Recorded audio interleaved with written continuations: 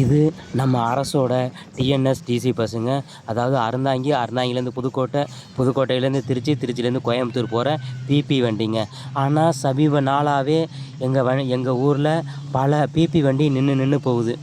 ஒரு வேளை எலெக்ஷன் வருது, அந்த எலெக்ஷன் சமயத்தில் மக்கள் வெறுப்படைஞ்சிடக்கூடாதுங்கிறதுக்காக எல்லா ஊர்லேயும் நின்று போக சொல்லி மேலிடத்து உத்தரவு வந்தாலும் வந்திருக்கலாம். எங்கிட்டும் நல்லது நடந்தால் சரி. இருந்தாலும் நான் போய் கேட்டேன், இந்த பஸ்ஸு எங்கள் ஊரில் நிற்குமான்னு. நிற்கும் தம்பி, ஏறிக்கங்கன்னாங்க. எனக்கு சந்தோஷம்.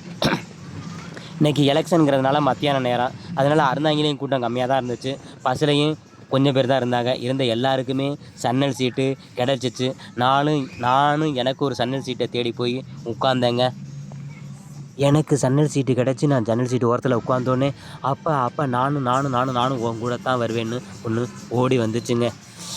ஐயோ வேண்டாம், நானே ஒரு மாதிரியாக இருக்கேன், நீ கிளம்புனுக்குன்னா நான்லாம் போக முடியாது, நான் உன் கூட தான் வருவேன். ஆமாம், அதோட நீ எனக்கு என்ன டிக்கெட்டாக எடுக்க போகிற? நீனே ஒரு மாதிரியாக இருக்கேன்னு தானே சொல்கிறேன். அப்போ நானும் உன் கூட நிச்சயமாக வருவேன்னு வந்துருச்சுங்க. அப்படி வந்தது எது தெரியுமா?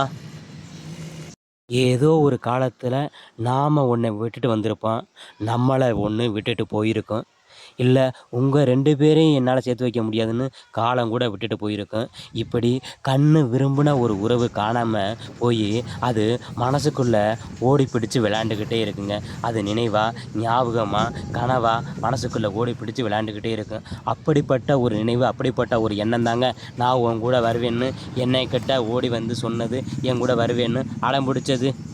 பிடிச்ச ஒருத்தரை பார்க்க முடியாது, பேச முடியாது, அவர் கூட இருக்க முடியாது, இது நிஜம்.